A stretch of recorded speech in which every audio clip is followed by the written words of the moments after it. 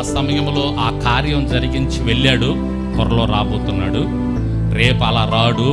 రేపు చాలా కోపం, ఉగ్రత తీసుకొని వస్తున్నాడు ఆయన.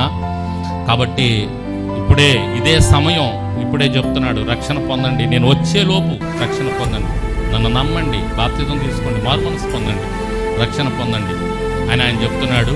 అందుకోసమే ఆలస్యం చేస్తున్నాడు. ఆయన ఏం చేసేవాడై ఉన్నాడు? ఆలస్యం చేసేవాడు. ఎందుకు ఆలస్యం చేస్తున్నాడు? మన రక్షణ కోసమే ఆయన ఆలస్యం చేస్తున్నాడు. దేవునికి స్తోత్రం.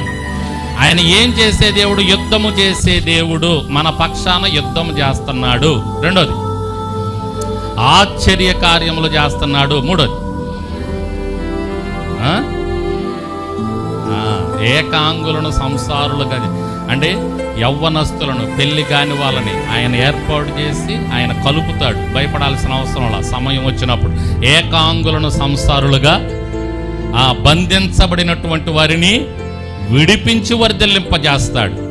ఐదవదిగా ఆయన ఆలస్యం చేస్తున్నాడు. ఎందుకు ఆలస్యం అంటే రక్షణ కొరకే ఆలస్యం చేస్తాడు. ఇవి చేస్తాడు మన దేవుడు.